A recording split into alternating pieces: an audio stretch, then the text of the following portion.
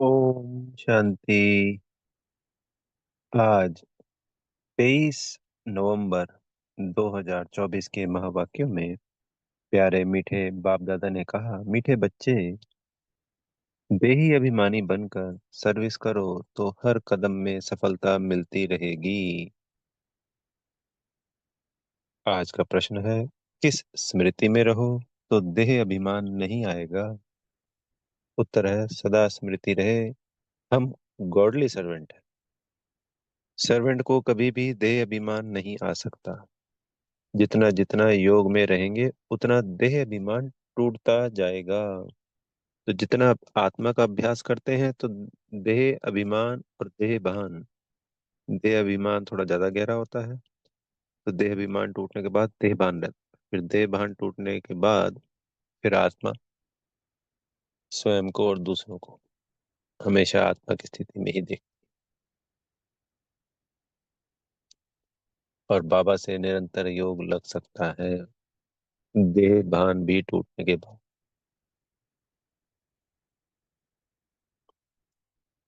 फिर हमारी प्राप्तियां अनंत हो जाती हैं।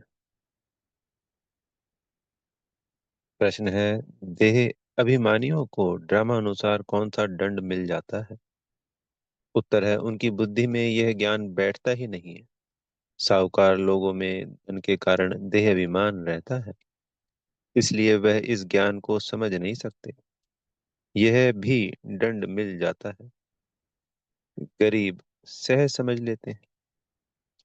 तो यह ज्ञान ही नहीं समझ में आया, मतलब वो जो भाग्य है वो इस तरफ आने नहीं देता देह अभिमान का। भाग्य से तात्पर्य उनका वो भाग्य है जो उनको साहूकार बनाता है। तो वो ज्ञान में नहीं चले, भगवान को नहीं जाना, भगवान नहीं मिल पाया। जब भगवान आए तो इससे बड़ा दंड क्या होगा। ओम शांति।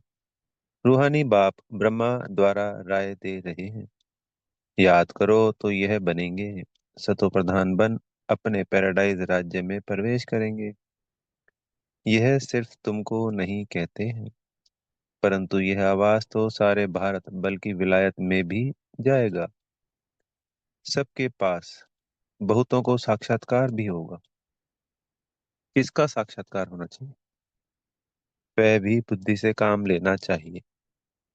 बाप ब्रह्मा द्वारा ही साक्षात्कार करा कर कहते हैं, प्रिंस बनना है तो जाओ ब्रह्मा और ब्राह्मणों के पास। यूरोप वासी भी इनको समझने चाहते हैं। तो ब्रह्मा बाबा का साक्षात्कार होता है, क्योंकि जब व्हाइट ड्रेस में हम ब्राह्मणों को देखते हैं, कह रहे हैं हाँ इन्हीं के लिए दिखाया था बाबा ने। और फिर बाबा रूम में जाते हैं तो जब ब्रह्मा बाबा को वहां देखते हैं, कह रहे हाँ यही आए थे हमारे साक्षात्कार में। क्योंकि उनको श्री कृष्ण का तो नहीं दिखाएंगे, या बाबा बिंदी अपना नहीं दिखाएंगे, ना तो बाबा बिंदी को समझ पाएंगे और ना श्री कृष्ण को। भारत पैराडाइज था तो किसका राज्य था, यह पूरा कोई जानते नहीं है। भारत ही हेवन स्वर्ग था, अभी तुम सबको समझा रहे हो। यह सहज राजयोग है जिससे भारत स्वर्ग अथवा हेवन बनता है। विलायत वालों की फिर भी बुद्धि कुछ अच्छी है, वह जड़ समझेंगे। तो अब सर्विसेबल बच्चों को क्या करना चाहिए? उन्हों को ही डायरेक्शन देने पड़ते हैं। बच्चों को प्राचीन राजयोग सिखाना है। हमारे पास म्यूजियम प्रदर्शनी आदि में बहुत आते हैं, ओपिनियन लिखते हैं कि यह बहुत अच्छा कार्य कर रहे हैं, परंतु खुद समझते नहीं है। थोड़ा कुछ टच होता है तो आते हैं, फिर भी गरीब अपना अच्छा भाग्य बनाएंगे और समझने का पुरुषार्थ करेंगे। साहूकारों को तो पुरुषार्थ करना नहीं है, देह अभिमान बहुत है ना। तो ड्रामा अनुसार जैसे बाबा ने दंड दे दिया है, फिर भी उन द्वारा आवाज कराना पड़ता है। विलायत वाले तो यह नॉलेज चाहते हैं, सुनकर बहुत खुश हो जाएं। गवर्नमेंट के ऑफिसर्स पिछाड़ी कितनी मेहनत करते हैं, परंतु उन्हें फुर्सत ही नहीं है। उन्हों को भल घर बैठे साक्षात्कार भी हो जाए तो भी बुद्धि में नहीं आएगा, तो बच्चों को बाबा राय देते हैं। ओपिनियन अच्छी अच्छी इकट्ठी करके उनका एक अच्छा किताब बनावे, राय दे सकते हैं। देखो कितना सबको यह अच्छा लगता है। विलायत वाले व भारतवासी भी सहज राजयोग जानने चाहते हैं। स्वर्ग के देवी देवताओं की राजाई तो सहज राजयोग से भारत को प्राप्त होती है। तो क्यों ना यह म्यूजियम गवर्नमेंट हाउस में अंदर लगा दें, जहाँ कॉन्फ्रेंस आदि होती रहती है। यह ख्यालात बच्चों के चलने चाहिए। अभी टाइम लगेगा, इतनी जल्दी नर्म बुद्धि नहीं होगी। गॉड रेज का ताला बुद्धि को लगा हुआ है। अभी आवाज निकले तो रिवॉल्यूशन हो जाए। हाँ, होना जरूर है। बोलो गवर्नमेंट हाउस में भी म्यूजियम हो तो बहुत फॉरेनर भी आकर देखें। विजय तो बच्चों की जरूर होनी है, तो ख्यालात चलने चाहिए। देही अभिमानी को ही ऐसे ऐसे ख्याल आएंगे कि क्या करना चाहिए। तो जब आत्मिक स्थिति यानी देही अभिमानी बन जाते हैं तो सार गुण सार शक्तियां जागृत हो जाती है। कनेक्शन बाबा के संग जुड़ जाता है। सारा ज्ञान अपने आप इमर्ज होता है। सर्व गुण सर्व शक्तियां इमर्ज होना शुरू हो जाती हैं। और जो समझ लीजिए, जो बाबा की बुद्धि है, जो बाबा चाहते हैं, वो निरंतर टचिंग होती रहेगी। वो ख्याल आते ही रहे। इसलिए बाबा कहते हैं कि आत्मा का अभ्यास करो। जैसे कल की परसों की मुरली में बाबा ने कहा था कि ज्यादा प्रश्नों में क्यों जाते हो, सिर्फ अपने को आत्मा समझ बाप को याद कर। अगर हम ये पढ़ाई पढ़ते रहें और आत्मा समझकर बाबा को याद करते रहें, तो जितने भी समय में वो पुरुषार्थ के अनुसार है, किसने कितना किया है, तो सारा ज्ञान जो बाबा ने हमें मुरलियों के द्वारा नहीं भी दिया है, वो भी मर्ज हो जाए। सर्व शक्तियां, जो हमारी आदि अनादि शक्तियां थी, गुण थे, वो सब इमर्ज हो जाए। संपूर्ण निर्विकारी बन जाएगी आत्मा। हमें युद्ध नहीं करनी पड़ेगी। ये विकार खत्म करें, ये विकार खत्म करें। तेरे फिर जन्मों के जो विकर्म हैं वो भी समाप्त हो जाएंगे बहुत तीव्रता से। अभी बाबा इस एक अभ्यास पे हमको अटेंशन दिलाते। वो स्लोगन है ना, निराकारी निर्विकारी निरहंकारी। तो निराकारी होते ही निर्विकारी निरहंकारी बन जाए।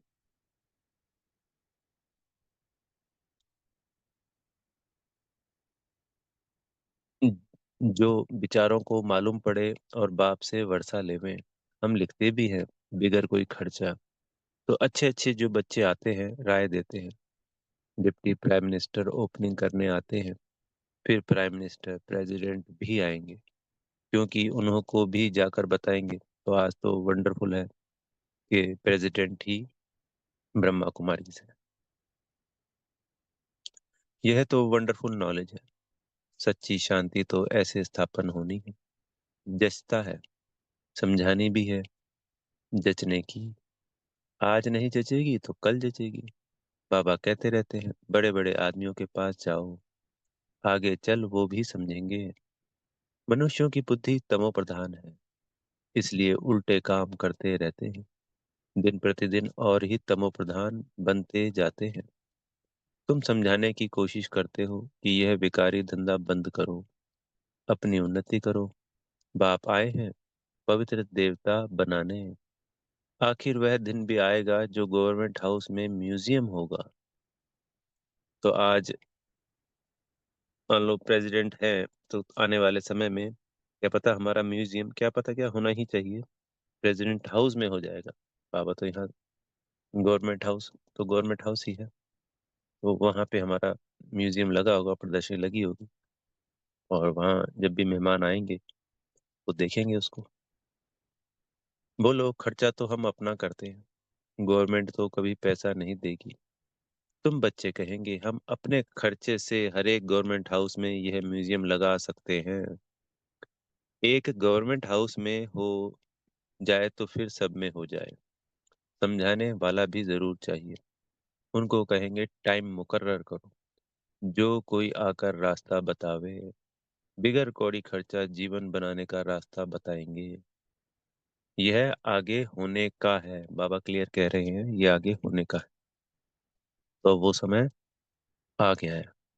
वो कोई अंत में नहीं होगा कि जब साल 6 महीने बचे हैं, तब की बात नहीं है। आगे का तात्पर्य है वो कभी भी हो सकता है, साल 2 साल 3 साल बस। क्योंकि अब समय ज्यादा नहीं। विश्व की प्रत्येक आत्मा को ये मैसेज जाना है। और जो ब्राह्मण परिवार है, आज हमें नहीं पता पर 10 15 20 लाख संख्या है जो रेगुलर है बाबा के बच्चे। तो मान लो हम 33 लाख है, हम तो ज्यादा से ज्यादा कर लेते हैं, तो 33 करोड़ आने हैं हमारे ब्राह्मण बच्चे बाबा के ज्ञान में। तो 33 करोड़ का ये 1% है। समय बच गया लगभग 10 12 साल, 11 साल, 12 साल। तो 99% और जो 100% 33 करोड़ है उनमें से 99% अभी बाकी है। तो वो कोई अंत में नहीं होने वाला कि 1 साल 6 महीने में हो जाए।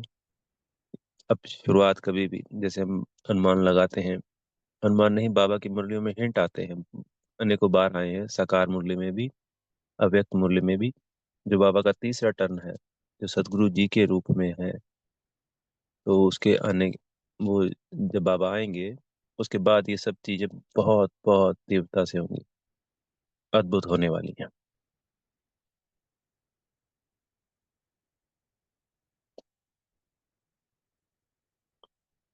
यह आगे होने का है, परंतु बाप बच्चों द्वारा ही बताते हैं। अच्छे अच्छे बच्चे जो अपने को महावीर समझते हैं, उनको ही माया पकड़ती है। बड़ी ऊंची मंजिल है, बड़ी खबरदारी रखनी। बॉक्सिंग कम नहीं है, बड़े ते बड़े बॉक्सिंग है।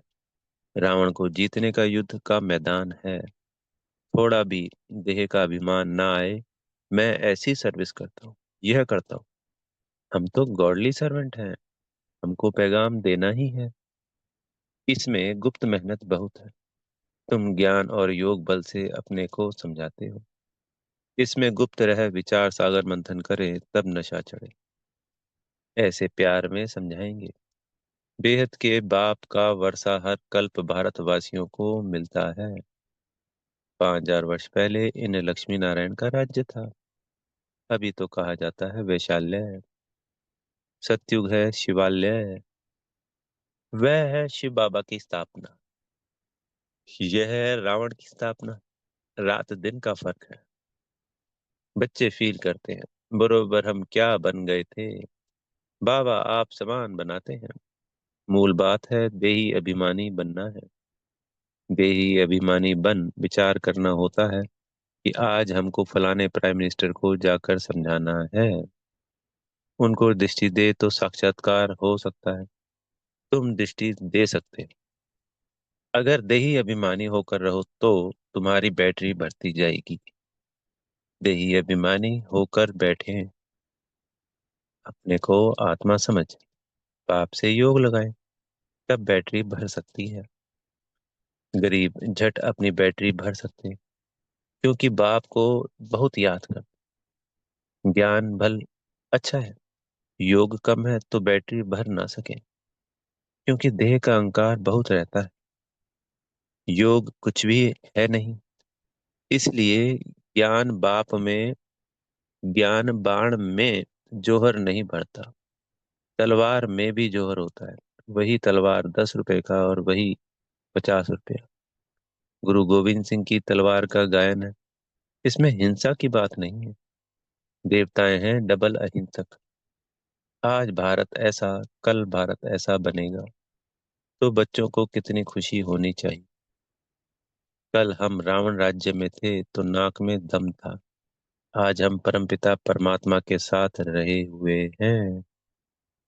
अब तुम ईश्वरी परिवार के हो। सतयुग में तुम होंगे दैवी परिवार के। अब स्वयं भगवान हमको पढ़ा रहे हैं, हमको कितना प्यार मिलता है भगवान का।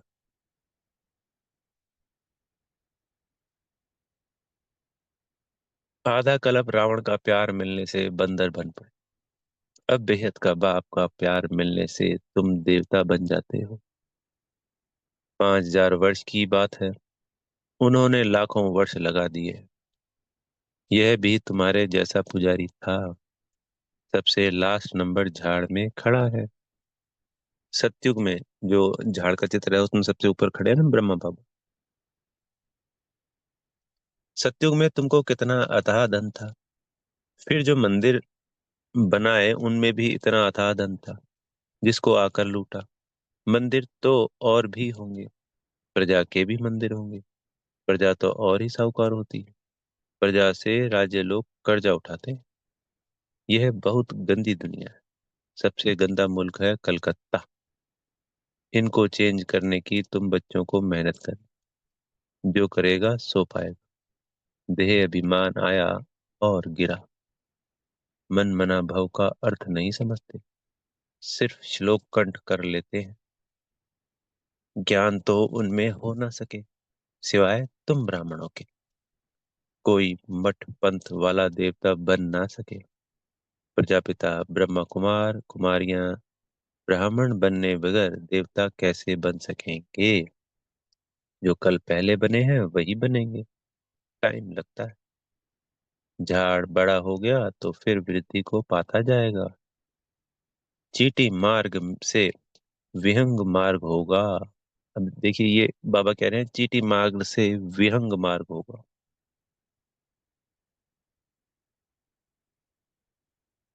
बाप समझाते हैं, मीठे बच्चों, बाप को याद करो, सुदर्शन चक्र फिराओ। तुम्हारी बुद्धि में सारा 84 का चक्र है। तुम ब्राह्मण ही फिर देवता और क्षत्रिय घराने के बनते हो। सूर्यवंशी चंद्रवंशी का भी अर्थ कोई नहीं समझते। मेहनत करके समझाया जाता है, फिर भी नहीं समझते हैं तो समझा जाता है अभी समय नहीं। फिर भी आते हैं, समझते हैं। ब्रह्मा कुमारियों का बाहर में ऐसा नाम है। अंदर आकर देखते हैं तो कहते हैं यह बहुत अच्छा काम कर रहे हैं। यह तो मनुष्य मात्र के कैरेक्टर सुधारते हैं। देवताओं का कैरेक्टर देखो कैसा है, संपूर्ण निर्विकारी। बाप कहते हैं काम महाशत्रु है। इन 5 भूतों के कारण ही तुम्हारा कैरेक्टर बिगड़ा हुआ है। जिस समय समझाते हैं उस समय अच्छा बनते हैं। बाहर जाने से सब कुछ भूल जाता है। सब कहते हैं सो सो करे श्रृंगार। यह बाबा गाली नहीं देते, समझाते हैं। दैवी चलन रखो। क्रोध में आकर भौंकते क्यों हो। स्वर्ग में क्रोध होता नहीं।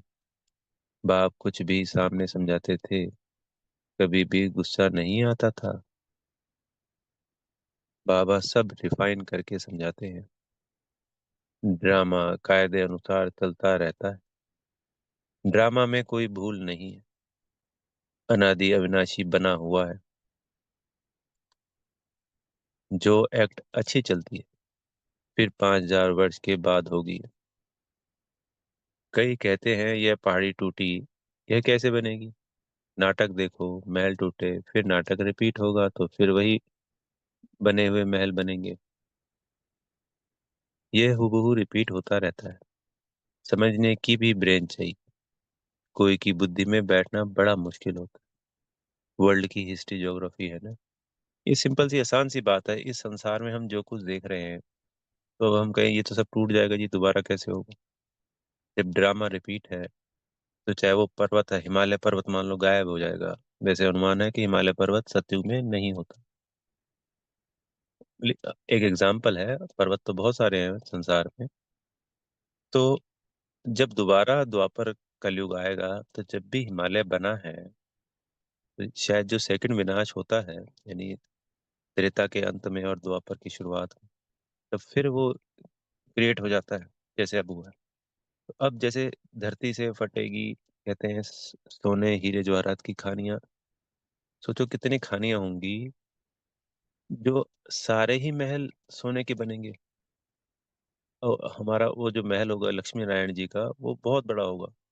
ये पूरा दिल्ली एनसीआर या दिल्ली से जयपुर तक, ऐसा कुछ आइडिया बताते हैं। ये मुरलियों में नहीं है, ये सुना हुआ है। तो और पूरी दुनिया जो सत्युग होगा वो सब सोने का होगा, तो कितनी सोने की खानियां होंगी, ये सोचने वाली बात है। और ये तो शुरुआत में 9 लाख बच्चे हैं। जब वो 2 करोड़ तक पहुंचेंगे तो सबके भी सोने के ही तो होंगे ना महल या घर।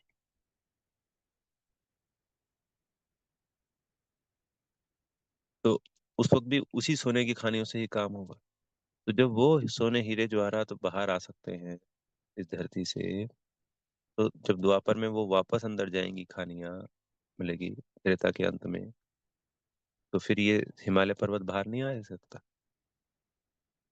या कोई भी पर्वत पहाड़ है।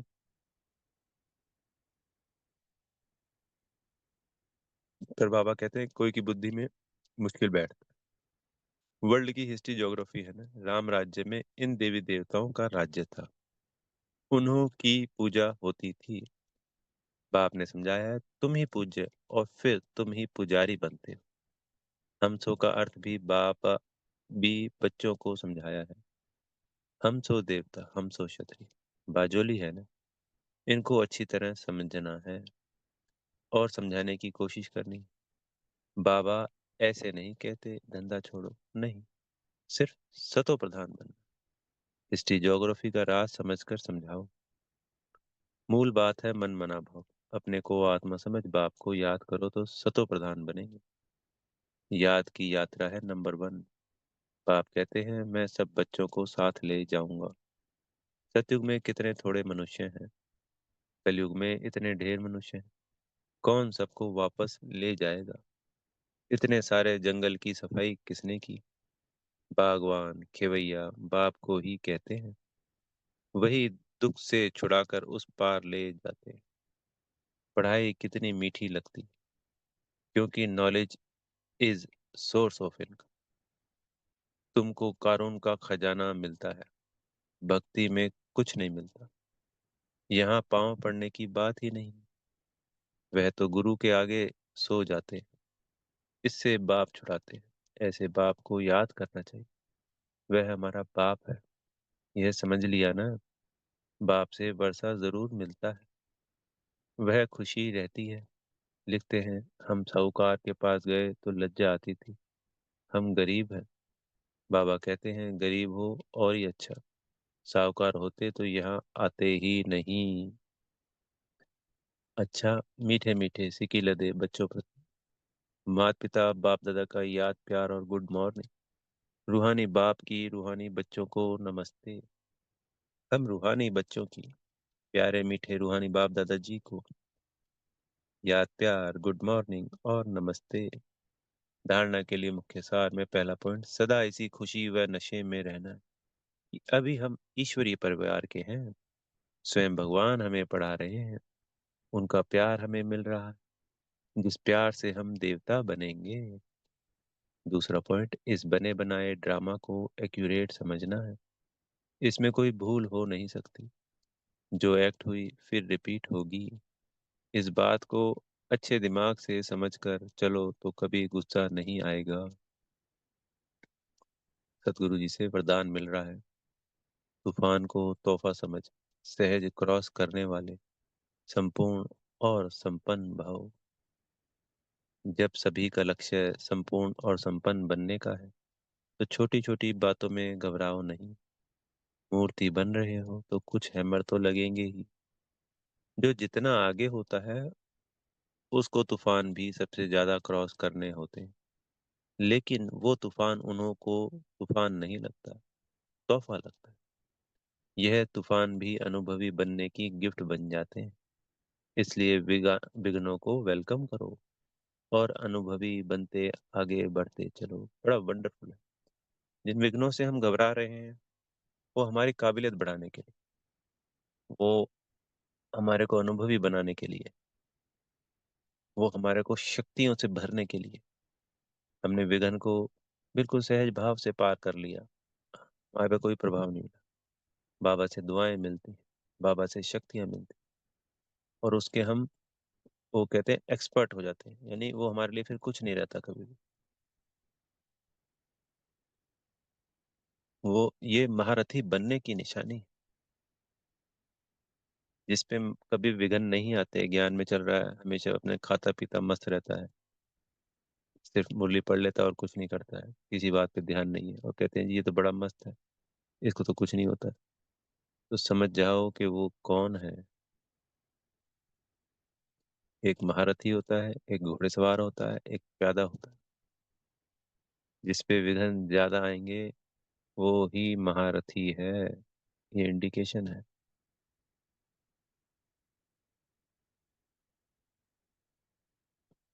ये चॉइस हमारी अपनी है। क्या बनना है, महारथी, घोड़ेसवार या प्यादा। स्लोगन है, अलबेलेपन को समाप्त करना है तो स्वय चिंतन में रहते हुए स्वयं की चेकिंग करो। अच्छा। ओम शांति। बेहद का धन्यवाद मेरे प्यारे मीठे बाप दादाजी। आप सभी आत्मा भाइयों का भी बेहद का धन्यवाद। ओम शांति।